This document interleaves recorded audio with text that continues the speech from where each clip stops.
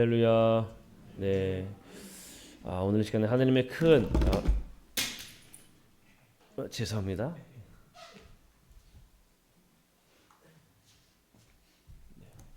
오늘 시간에 하나님의 큰 놀라운 은혜가 가득 넘치기를 간절히 축복합니다. 오늘 이 요아스에 대해서 함께 말씀을 나누고자 하는데 사실 오늘 요아스를 준비하면서 저도 참 많은 시간을 할애하게 됐습니다. 왜냐하면 요아스는 익숙하지 않은 왕이거든요. 이스라엘에 많은 왕들이 있고 역대 왕들이 쭉 즐비하면서 우리가 많은 이야기를 이 왕들에 대해서 이야기는 듣게 되는데 사실 익숙한 뭐 다윗이나 솔로몬 아니면 히스기야 뭐 악한 왕의 대명사 아합 뭐 이 정도는 우리가 충분히 아는데 뜬금없이 요아스 하니까 요아스는 또 어떤 왕인가 하는 생각을 하게 돼요. 근데 우리가 이 요아스 왕을 보게 되는 이유는 이 다윗의 계보가 이어지게 될 때에 예수 그리스도가 다윗의 계보에서 나오잖아요. 그런데 이 다윗의 계보를 따라 나오는 왕들 중에 이 다윗의 계보가 끊어질 뻔한 이 시기가 있는데 바로 이 요아스 왕 때예요. 다윗의 계보가 끊어질 법할 때 그 명맥을 간신히 이어간 사람이 요아스 왕입니다. 그러면 또 요아스 왕이 다윗처럼 정말 훌륭하고 본받을 만하고 뭐 이런 왕이냐? 또 오늘 우리가 이 요아스의 이야기를 살펴보면 또 그렇지는 않아요. 하지만 중요한 거는 무엇이냐면 다윗의 이 계보를 잇는데 꼭 분명히 이 짚고 넘어가야 할 필요성이 있기 때문에 이 요아스를 우리가 보고자 합니다. 성경에 보게 되면 상당히 비슷한 이름들이 많이 등장합니다. 그래서 읽다 보면 이 사람이 이 사람인가 이 사람이 저 사람인가 사실 헷갈리거든요. 이 요아스 또는 여호와스 이런 이름으로 이제 기록되다 보니까 여러 명이 있어요. 또는 이제 우리가 오늘 말씀 가운데도 나누겠지만 요아스의 할아버지 여호람인데 이 여호람이 또 다른 말로는 요람 이렇게도 기록되어 있거든요. 그러니까 요아스가 우리가 오늘 보는 요아스는 누구냐면 유다의 왕 요아스입니다.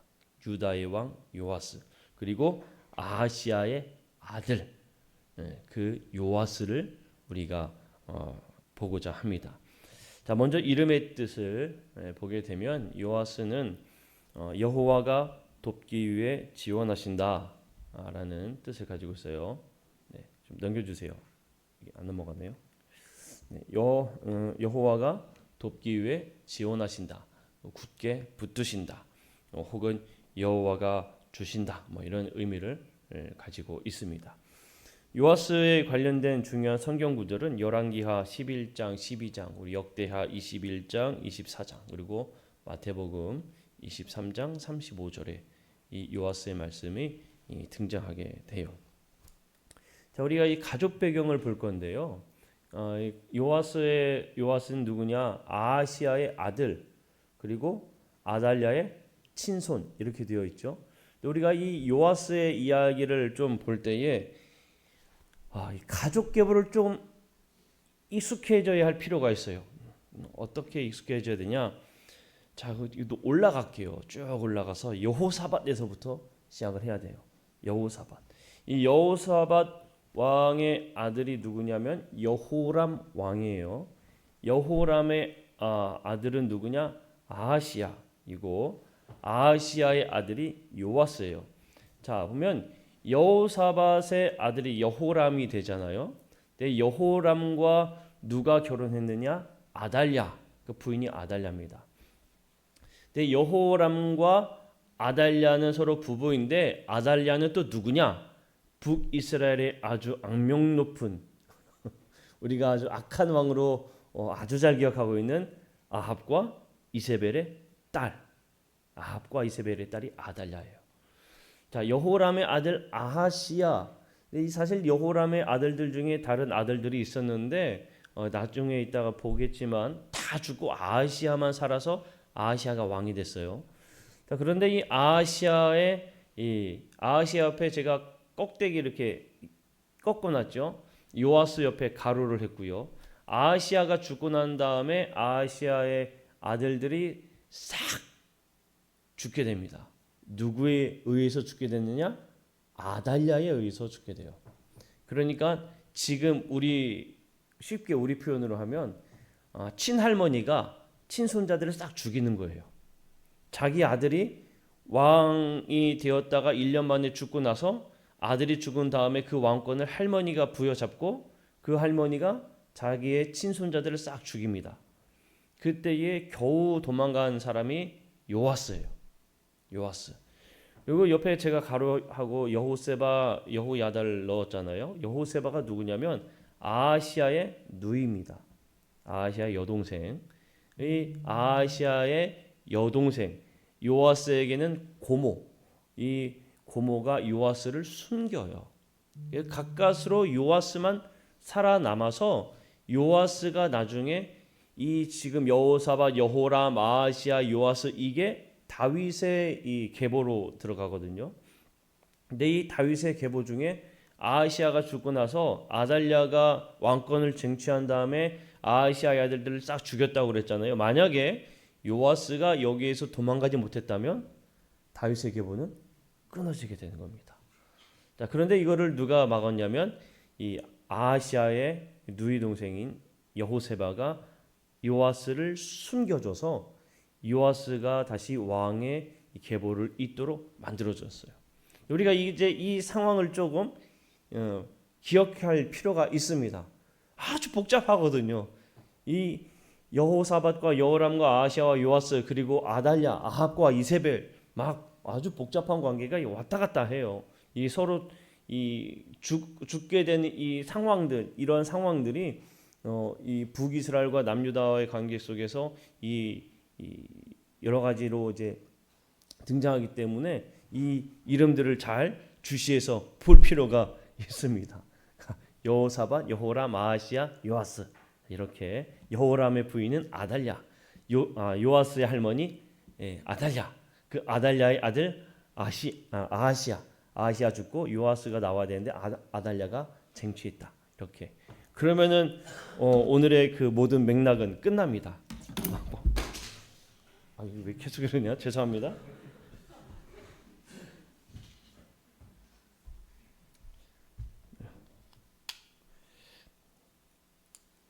네. 자, 그러면 이 가족 배경에 대해서 다시 한번 더 차근차근 한번 보도록 할게요. 요아스에 대해서. 자, 아하시아가 여호람과 그 아달랴에게서 났다고 말씀을 드렸어요. 네, 유다 왕 아하시아, 이 지금 여호사밧, 여호람, 아하시아, 요아스는 남유다 왕입니다. 남유다, 북이스라엘이 아니에요. 아합과 이세벨은 북이스라엘 왕이죠. 네, 지금 나오는 계보는 남유다 왕이에요. 이 아하시아가 그 북이스라엘의 누구에게 죽임을 당하는가 하면 예후에게 죽습니다. 예후는 누구냐? 아합 왕조를 멸망시킨 사람이 예후 왕조예요. 이해가셨죠? 그러니까 아하시아는 누구에게 죽임을 당하는가 하면 이 아합 다음에 예후 왕조에게 죽임을 당하는 겁니다. 예후에게. 자, 예후에게 죽임 당했을 때에 이 아하시아가 북이스라엘에 갔다가 예후에게 죽었다는 소식을 듣고 누가 왕권을 쟁취하냐? 아달랴가 쟁취해요. 말씀드린 대로. 그리고는 모든 왕실의 자손들, 아하시아의 아들들을 싹 죽입니다. 그러니까 다윗의 자손들을 싹 멸절시키는 가운데 요아스만 겨우 구원을 받았어요. 네, 여러분들이 보시면 아시겠지만 아달랴가 아합과 이세벨의 딸이라고 말씀드렸죠. 아합과 이세벨은 바알 신앙의 상당히 대명사입니다. 그 대명사인 아합과 이세벨의 딸인 아달랴였기 때문에 이 아달랴의 자녀들로부터 이렇게 내려오는 신앙도 하나님을 잘 섬기는 신앙이었을까요? 아니었을까요? 당연히 아니었겠죠. 아니었습니다. 상당히 타락해 가고 있는 상황이었어요. 특히 이제 이 이세벨 같은 경우에는 바알 신앙에 바알 신앙의 선구자 북이스라엘 바알 신앙의 선구자 누구냐? 이세벨이었어요. 이세벨. 그래서 이 엘리야와 이 가멜센에서 전쟁이 일어났을 때에 내가 가만두지 않겠다 하면서 이세벨이 죽이려고 했잖아요, 선지자를. 근데 그 모습 그대로 보고 배운 아달랴가 남유다에 와서 시집을 온 거예요. 여호람과. 그러니까 여호사밧은 북이스라엘과의 이 친밀 화친을 맺기 위해서 여호람과 아달랴를 결혼시킨 겁니다. 자, 그런 가운데 아하시아가 죽고 왕권 창탈했을 때 다 죽이려고 했는데 사실 이거를 누가 가장 싫어했을까요? 하나님이 싫어하셨습니다. 자, 왜냐하면 하나님께서 이스라엘의 이 역사 가운데 다윗에게 약속한 바가 있거든요. 어떤 약속을 했는가 하면 그 다윗의 계보를 통하여 분명히 하나님의 그 왕권이 계속 이어갈 것이다라는 약속을 해 주셨어요. 자, 열왕기하 8장 19절 말씀을 한번 읽어보면 그 말씀에 뭐라고 나오는지 압니다. 한번 읽어볼게요. 시작. 여호와께서 그의 종 다윗을 위하여 유다 멸하기를 즐겨하지 아니하셨으니, 자, 여기서 보면 하나님이 싫어하셨어요. 다윗의 계보가 사라진 걸 원치 않으셨습니다. 자, 역대하 21장 7절 말씀에도 똑같이 이 내용이 나와요. 한번 읽어볼게요. 시작. 여호와께서 다윗의 집을 멸하기를 즐겨하지 아니하셨음은, 그 이유가 뭡니까? 그 이후에 보면 이전에 다윗과 더불어 뭐를 세웠다고요? 언약을 세웠어요. 하나님께서 다윗에게 약속한 거예요. 약속. 그러니까 그 약속을 하나님께서는 지켜야 되는데 지금 다윗의 이 자손들이 다 죽어 없어지게 생겼으니까 가장 불편하신 분이 하나님이세요. 하나님이 제일 불편해하셨습니다. 자, 이 하나님께서는 분명히 그 가게의 존속을 약속하셨는데 이러한 어려움 속에서도 반드시 하나님께서 지켜줄 것에 대한 그 말씀의 고백이 사실 다윗에게 먼저 있었습니다. 시편 132편 17절 말씀을 한번 보게 되면 넘겨주세요. 한번 읽어볼까요? 시작. 내가 거기서 다윗에게 뿔이 나게 할 것이라. 내가 내 기름 부음 받은 자를 위하여 등을 준비하였도다. 자, 다윗에게 뿔이 나게 하겠다는 이야기는 다윗에게서 그 왕권이 계속 이어나갈 것을 분명히 말씀하셨습니다. 메시아가 누구의 그 계보에서 날 것이라 말씀이 계속 이어집니까? 다윗의 계보에서 날 것임이 계속 성경 속에서 반복되어져 나오는 것을 우리가 기억을 하고 있어요. 그러니까 요아스의 이 할머니 아달랴가 그 왕권을 잡았을 때에 가장 마음이 아픈 분은 누구냐? 하나님이었다는 거예요. 자, 그러면 우리가 아까 전에도 말씀드렸듯이 그 이름들 여호사밧, 여호람, 그리고 아하시야, 요아스 이 이름들을 잘 기억하시면서 우리가 또 계속 이어서 한번 말씀을 보겠습니다. 자, 그러면 구약 성경은 요아스에 관해서 어떻게 말하고 있는가 볼 때에 첫 번째로, 자, 다윗의 계보는 거의 소멸되었다 계속 말씀을 드렸어요.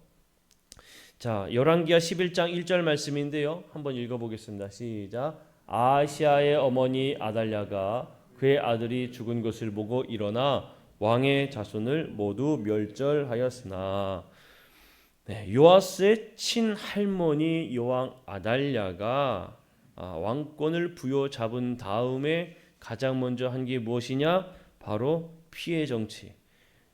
아하시아의 아들들, 자신의 친손자들을 다 무참히 살해하고 있어요. 자, 그런데 아달랴가 이렇게 자신의 친손자들을 죽이게 되는 죽이는 이 모습이 어디에서 왔을까? 왜 아달랴가 이러한 정책을 너무나 쉽게 펼칠 수 있었을까를 우리가 한번 생각해 볼 때 이 이유가 어디까지 올라가게 되는가 하면 바로 그의 남편 여호람까지 올라가게 됩니다.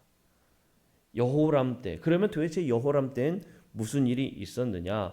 아까 여호람의 아버지가 누구였습니까? 여호사밧이라고 말씀드렸죠.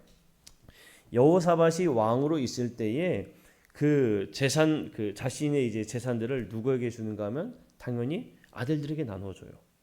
아들들에게 은과 금과 또 막 성읍들 이런 것들을 다 똑같이 분배해 줍니다. 자, 여호람은 그 여호사밧의 장자였어요. 장자.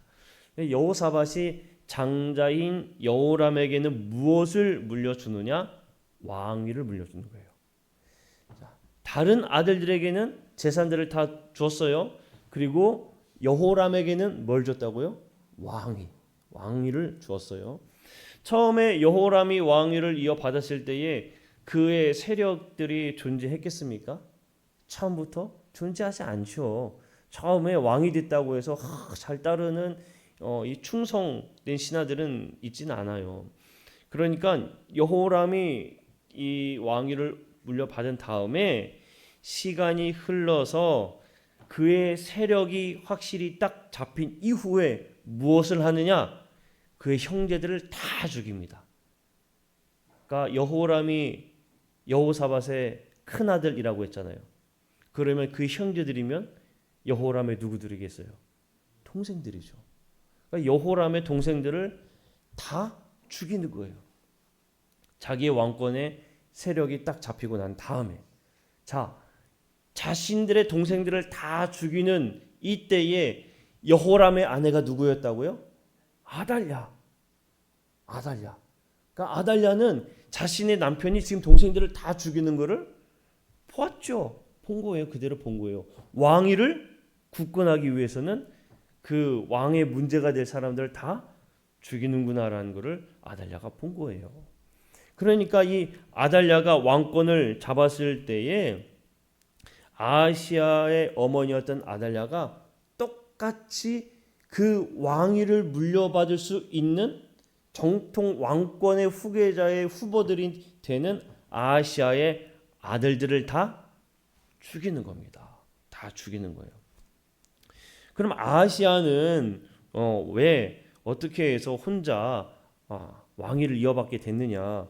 여호람의 그 아들들 중에요. 여호람의 아들들 중에 역대하 22장에 보게 되면 전쟁 가운데 있을 때 아라비아 사람들이 이 아하시아 형들의 진영에 와가지고 다 죽입니다. 그래서 아하시아만 남게 된 거예요. 전쟁 가운데 아하시아만 남게 된 거예요.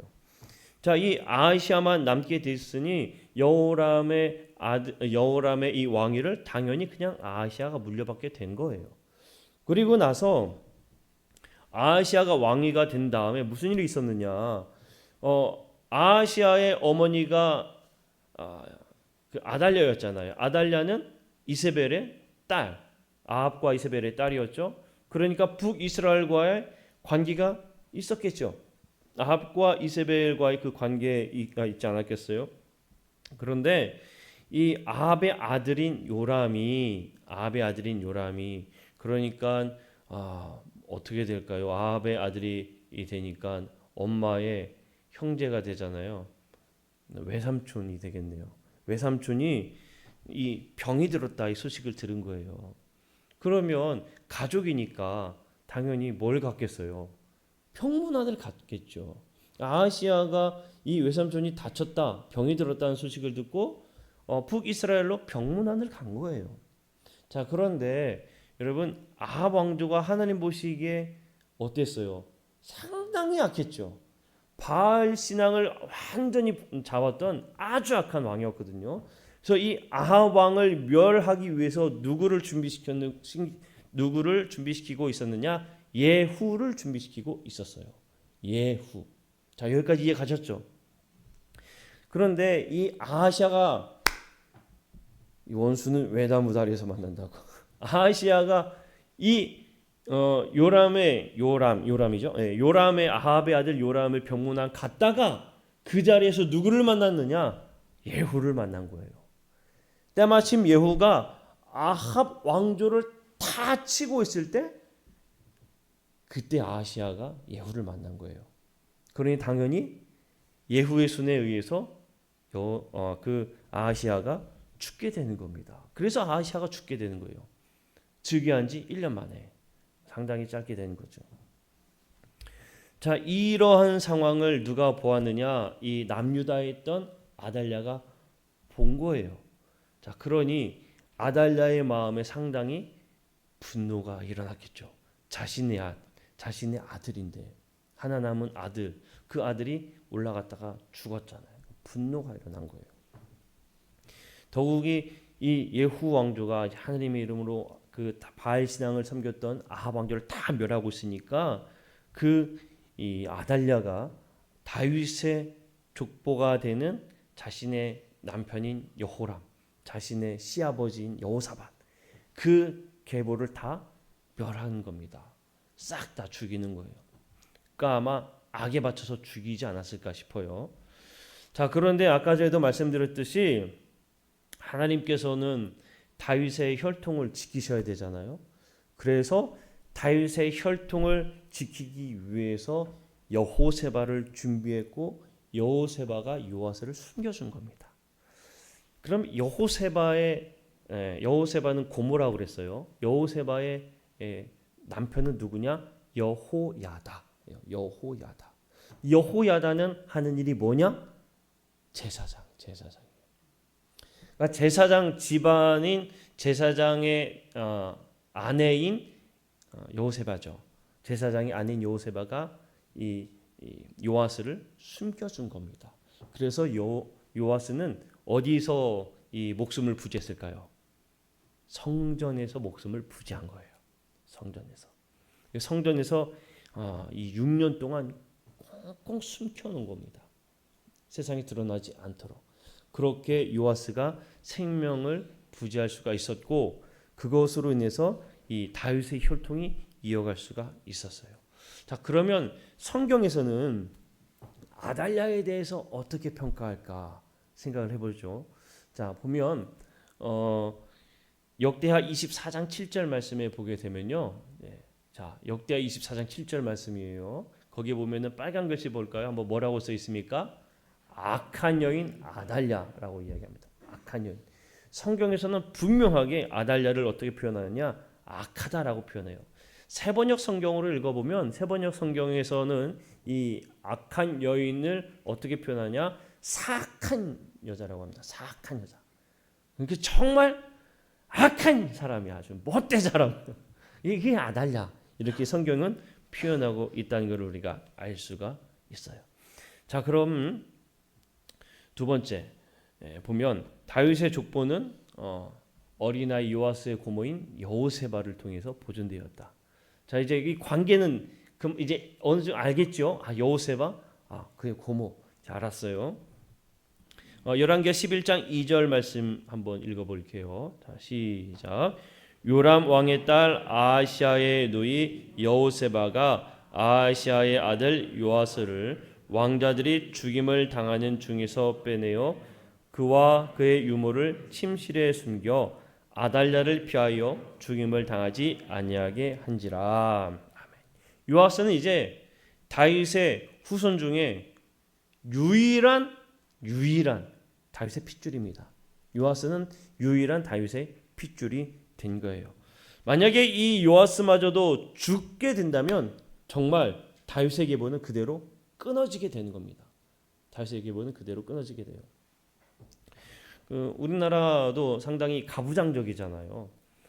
그래서 이 독자인 경우 3대 독자라고 하면은 그 집의 3대 독자야 하면은 상당히 귀하게 여기잖아요.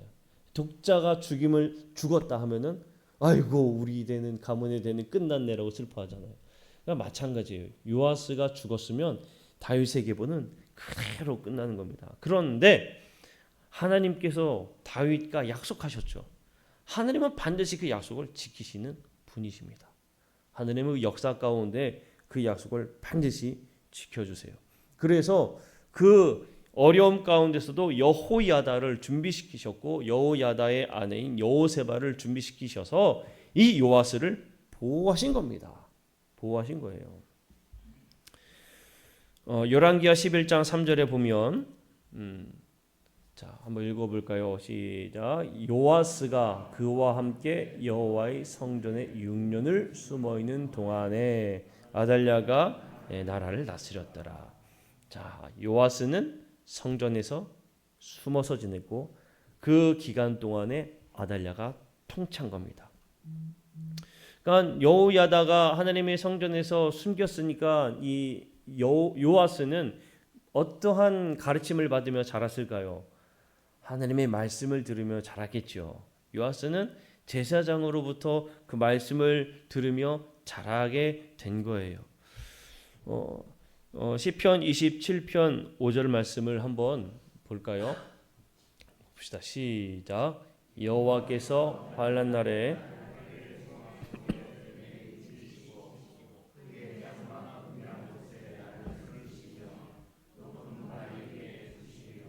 아멘. 자, 시편의 고백에서도 나와 있듯이 환난 날에 어디에 숨기셨다고 이야기하고 있습니까? 여호와의 초막, 그의 초막, 그러니까 하나님의 초막, 결국에 성전, 하나님의 성전 그곳에서 지키시는 그 고백을 시편 말씀에서도 이미 하고 있는 걸 우리가 보게 돼요. 겨우 한 사람이 그 생명이 유지되는 거잖아요. 근데 이 한 사람의 생명이 유지되는 게 참 놀라운 이 은혜가 이어지는 순간이구나라는 것을 알 수가 있어요. 제가 화면에 에이시 가브라인이라는 사람이 쓴 이야기한 내용을 제가 넣었는데 자, 함께 한번 읽어볼게요. 제가 한번 읽어보겠습니다. 눈으로 잘 봐보세요. 그것은 사탄이 남자 후손들은 근절시킴으로써 장차 오시리라 약속된 구세주요 여인의 후손이 올 수 없게 만들기 위한 여러 시험들 중 하나였습니다.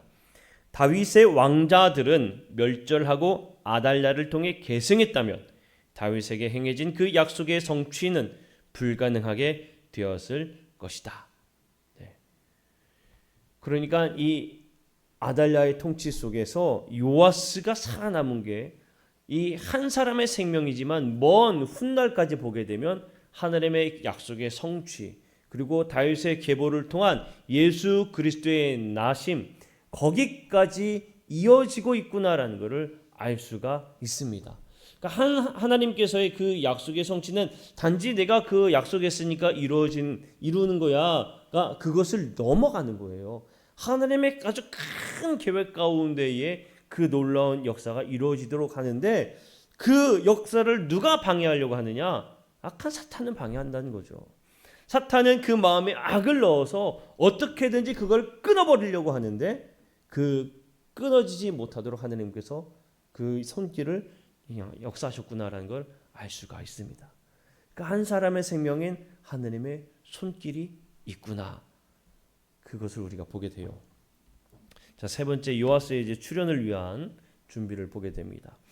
열왕기하 11장 4절 말씀 한번 볼까요? 4절 말씀 한번 봅시다. 시작. 일곱째 해에 여호야다가 사람을 보내 가리 사람의 백부장들과 호위병의 백부장들을 불러들이고 여호와의 성전으로 들어가서 그들과 언약을 맺고 그들에게 여호와의 성전에서 맹세하게 한 후에 왕자를 그들에게 보이고 자 여기 보면 여호야다가 사람들을 불러 모았어요. 그런데 그냥 불러 모은 게 아니에요. 보면은 그들과 뭘 맺었다고 하는가 하면 언약을 맺었다고 하고 있어요.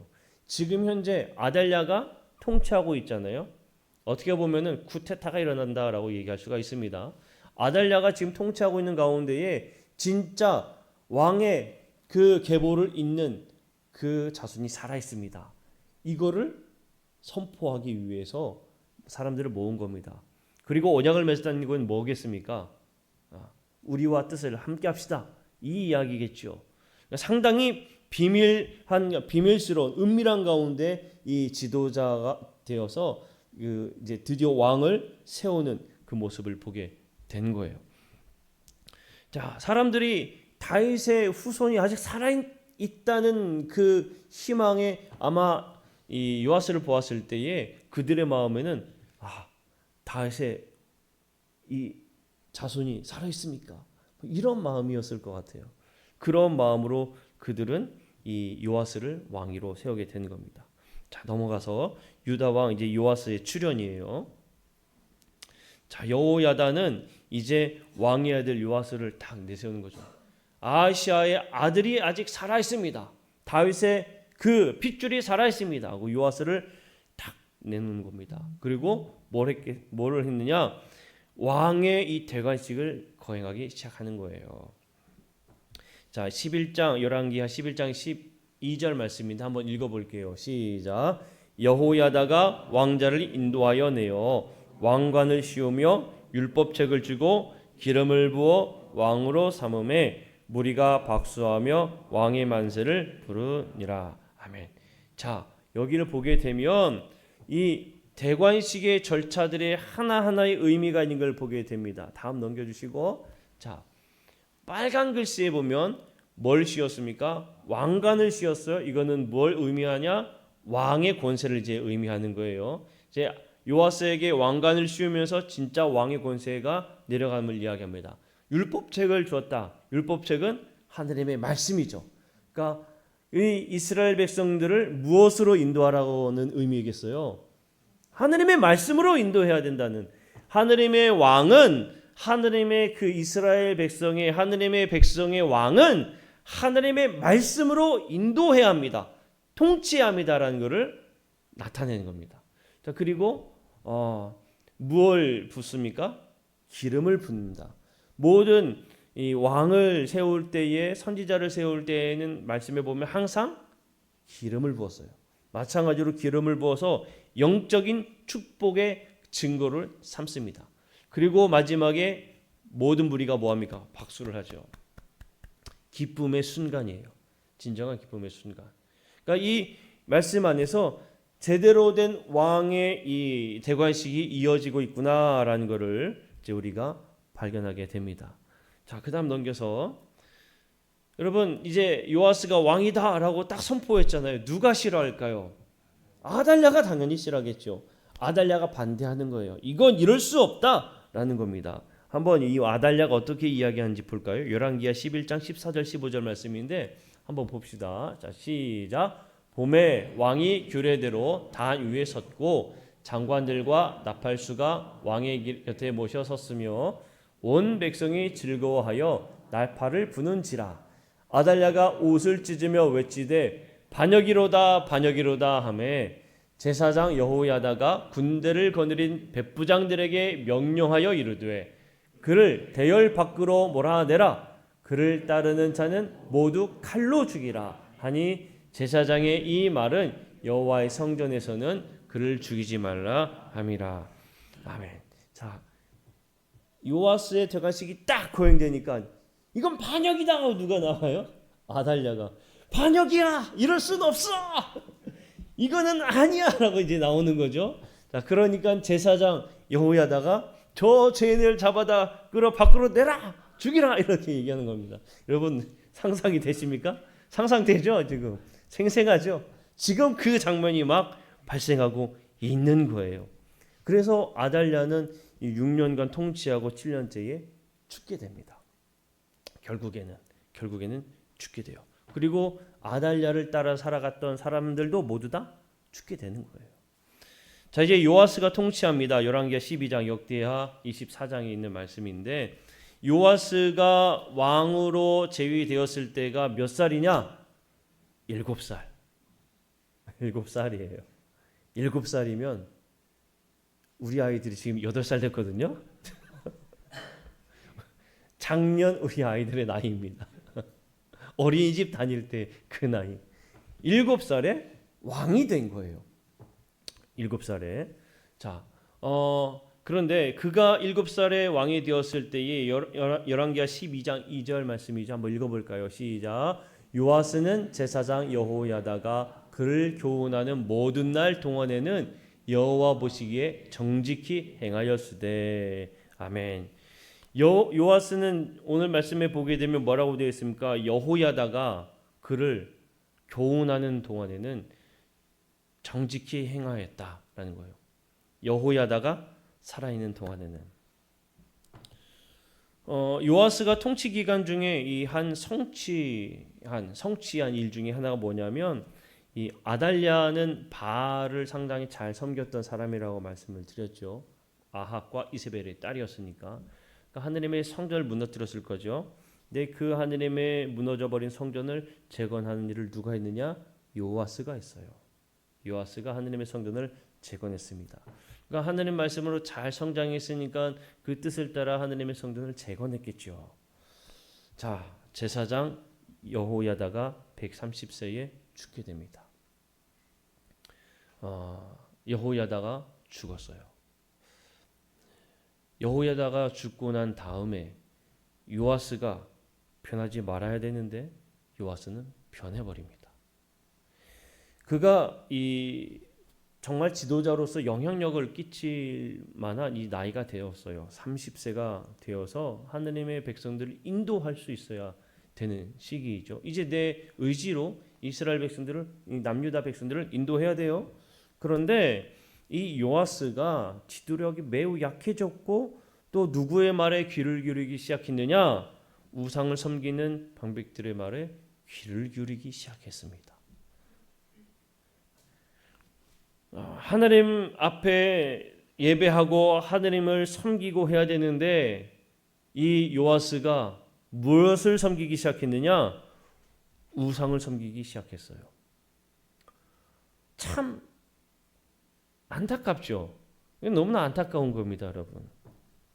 겨우 하나님께서 다윗의 계보를 핏줄 삼아 남겨주신 사람이고 제사장으로 교육을 받은 요아스인데 요아스가 제사장이 죽고 난 다음에 그가 그 신앙을 버렸다 하는 거예요.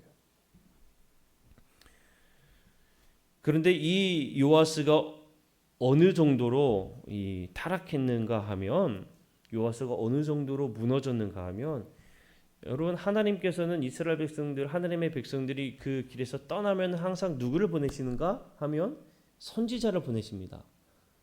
선지자를 보내세요. 하나님의 말씀을 이해하게 해줄 선지자를 보내세요. 그런데 이 요아스가 어떻게 했느냐? 하나님의 말씀을 전하는 바른 말을 하는 선지자인 사가랴를 죽입니다. 죽여요. 그러니까 생각할 수 없는 일이 발생되어진 거죠. 이 선지자가 더군다나 이 누구냐? 사가랴가 누구냐? 여호야다의 아들이에요. 여호야다가 누굽니까? 제사장이었는데 제사장을 넘어서 정말 아버지 같은 사람이잖아요. 나를 성전에서 키워준 사람인데 그 여호야다의 아들이 선지자로 당신 잘못했습니다라는 걸 선포하고 질책하고 했을 때 그거를 받아들이고 들어야 되는데 그게 아니라 여호야다의 은혜를 또 잊어버리고 그 아들이었던 사가랴를 죽입니다. 그래서 너무나 안타까운 모습을 이 요아스의 모습 속에서 우리가 보게 되는 거예요. 결국에 이 예루살렘이 아람 왕에게 위협을 받게 돼요. 그래서 요아스는 성전에 있는 모든 보물들을 다 꺼내가지고 이 아람 왕에게까지 다 바칩니다. 얼마나 비참한지 몰라요. 그리고요, 요아스가 얼마나 비참한 처해를 받는가 하면 그를 이 비참한 이 죽음, 이 요아스의 죽음을 이제 얘기할게요. 이 7번째인데 아람 왕이 다시 한 번 더 와서 이 다성전에 있는 거를 주고 한 번 물러갔어요. 그리고 나서 이 선지자인 스가랴가 막 이야기했을 때 스가랴까지 죽였어요. 그러고 난 다음에 아람 왕이 다시 한 번 더 유다를 패배시킵니다. 그때에 이 요아스가 그의 부하들의 손에 살해됩니다. 부하들의 손에 살해돼요. 그리고 더 안타까운 건 뭐냐면 왕이 죽으면 어디로 들어가 장사 지내게 되는가 하면 왕의 묘실에 들어가게 돼요. 이 역대기들을 보게 되면 죽고 난 다음에 그 왕의 묘실에 장사되는 것이 기록되지 않았느냐 이런 말씀들이 있거든요. 그런데 이 요아스는 열왕의 묘실에 들어가지 못했습니다. 그 말로가 상당히 비참하죠. 비참합니다. 이렇게 시작한 요아스를 가만 보면 성령으로 시작했지만 육신으로 타락하는구나 라는 거 우리가 보게 돼요. 자, 구약 성경은 여기까지 이야기를 하고 신약 성경에 대해서 한번 보면 신약 성경에서는 어떻게 요아스를 말하는가? 예수님이 이 요아스 행동에 대해 말씀하는 내용이 등장합니다. 마태복음 23장 35절 말씀이에요. 근데 이 요아스에 대한 행동을 이 마태복음 23장 35절에 말씀하시는데, 이 내용은 무엇에 대한 내용이냐? 역대하 24장 20절에서 22절에 있는 내용이에요. 한번 읽어볼까요? 먼저 마태복음에 있는 말씀입니다. 시작.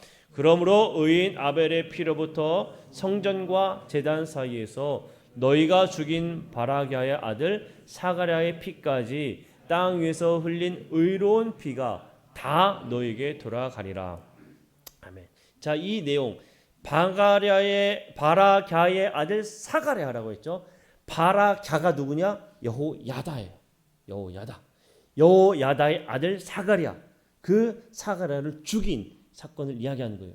자, 빨간 것이 역대하에 있는 내용이에요. 읽어볼게요. 시작. 요아스 왕이 이와 같이 스가랴의 아버지 여호야다가 베푼 은혜를 기억하지 아니하고 그의 아들을 죽이니 그가 죽을 때 이르되 여호와는 감찰하시고 신원하여 주옵소서 하니라. 자, 여기에서 나타나고 있는 이 사가랴는 지금 역대하에 기록되어 있는 스가랴입니다.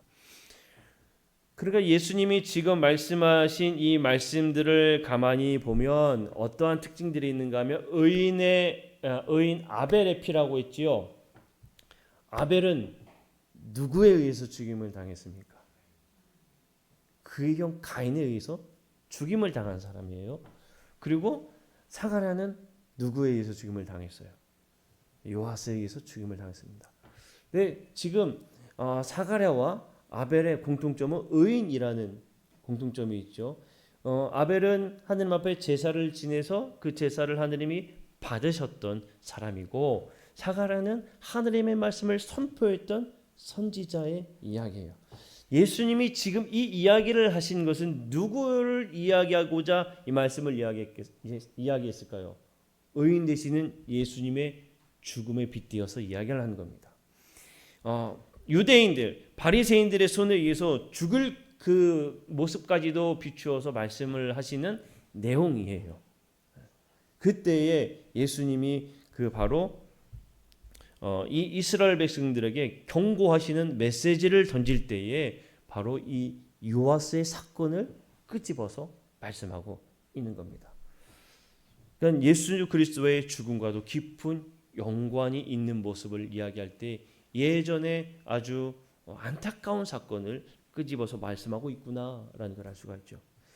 자, 그러면 이제 우리가 이번 주에 배운 표현을 한번 살펴보고자 합니다. 여러 가지가 있을 것 같아요. 근데 먼저 딱 저는 두 가지만 좀 이야기를 기억하자는 거예요. 너무 많으면 기억하지도 못해요. 그죠? 딱 두 가지만 기억하자고 하는 거예요. 하나는 뭐냐? 하나님의 약속은 반드시 이루어지는구나. 어떻게 해서든 이루어지는구나. 이게 놀라운 하느님의 은혜입니다. 우리가 볼 때는 저거는 끝났다.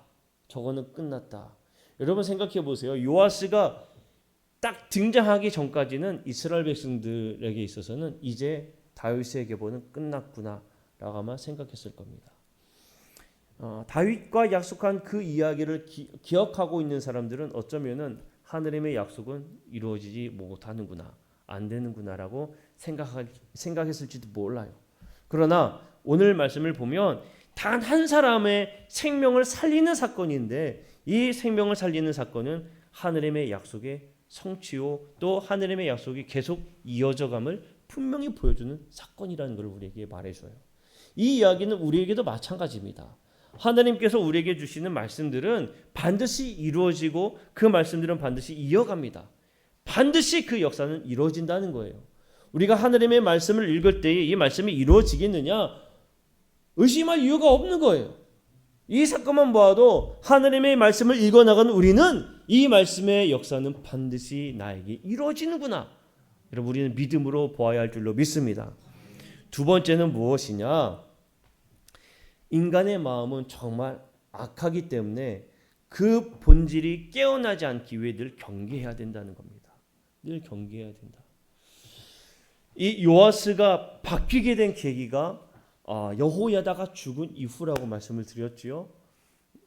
정말 가깝게 하나님의 말씀을 가르쳐 주었던 사람의 이 죽음, 그에게 하나님의 말씀을 가르쳤던 사람이 결국에 떠나간 겁니다. 내 곁에 내 하느님의 말씀을 가르쳐 주었던 그 한 사람이 사라진 것뿐인데, 그것뿐인데 그의 길이 완전히 180도 돌아가는 것을 우리가 보면서, 더욱이 요아스는 자랄 때부터 하느님의 그 성전에서 자랐던, 말씀을 받아며 살았던 그 존재인데 그조차도 변할 수가 있구나. 우리 이거 봐야 돼요. 그러니까 우리가 신앙생활하면서 나는 절대로 안 변합니다. 나는 하나님 절대로 신앙생활하다 배신하지 않습니다. 이래서는 안 됩니다. 참 교만이에요. 베드로가 그랬죠. 예수님, 다른 사람은 몰라도 나는 예수님 배반하지 않겠습니다. 예수님이 수제자였잖아요. 예수님이 수제자였습니다. 그랬던 베드로도 변했어요. 하느님의 말씀을 계속 배우면서 살았던, 하느님의 성전까지 건축했던 요아스도 변했어요. 우리 안에 악함이 언제 어떻게 끼어날지 모른다는 겁니다. 그러니까 우리 늘 정말 조심해야 돼요. 그리고 그 조심하기 위해서는 뭐 어떻게 해야 될까 우리가 고민해 볼 때, 여호야다라는 사람을 우리가 생각해 보면 조금 더 쉽게 접근할 수 있을 것 같아요. 하느님의 말씀을 언제나 가까이 하자. 내가 바쁘다는 이유로, 어떠한 여러 가지 이유로 말씀을 조금 멀리하는 삶을 살아선 절대로 안 되겠구나 라는 것을 보게 됩니다. 여러분, 하느님의 말씀을 늘 우리는 가까이 하고 끼고 살아야 돼요. 조금 다른 이야기가 될 수가 있는데, 요즘에는 우리도 그렇지만 지금 어쨌든 보이잖아요. 어쨌든 예배 시간에 다 이거를 보입니다. 그러다 보니까 우리가 무엇을 사실 많이 등한시하는가 하면 성경을 등한시하게 됩니다. 성경 핸드폰에 다 있습니다 라고 이야기해도, 핸드폰이 여러분들이 성경을 읽는 용도로 쓰실까요? 아니면 어떤 용도로 쓰십니까? 대부분 핸드폰은 내가 전화하고 문자하는 데 쓰지 말씀 보는 데 많이 안 써요. 그렇죠? 말씀 보는 데 쓰면 그만큼 더 좋지요. 근데 우리가 늘 말씀을 가까이 해야 돼요. 저조차도 사실 그 말씀을 잘 보지 못하는 것 같아요. 가끔씩 하늘의 말씀을 좀 듣기 위해서 여러 목사님들의 설교를 듣곤 합니다. 시골 내려갈 때에도 올 때에도 전 혼자 운전하는 거 좋아하거든요. 혼자 운전하면 꼭 이제 설교를 몇 편씩 들으면서 오곤 해요. 아주 참 은혜가 돼요. 저조차도 은혜가 되고, 그래, 이 말씀이 이렇게 되는구나라는 걸 깨닫게 됩니다. 우리 여러분들도 꼭 그 말씀을 가까이 하시기를 축복합니다. 자, 사랑하는 성도 여러분, 오늘 말씀을 보았어요. 우리가 딱 두 가지만 기억하기를 원합니다. 하느님의 약속은 반드시 이루어진다. 그 믿는 믿음. 그리고 난 절대로 흔들리지 않아. 난 절대로 배신하지 않아. 아닙니다. 우린 늘 겸손한 마음으로 늘 하늘의 말씀 꽉 붙잡고 가까이 할 때에 우리가 흔들리지 않는 것이지, 조금 멀리하기 시작하면 우리도 얼마든지 넘어질 수 있다는 사실을 기억하면서 우리에게 주어진 날 정말 주님과 함께하는 삶을 살아가는 우리 모든 성도님들이 되시기를 간절히 축복합니다. 기도하겠습니다.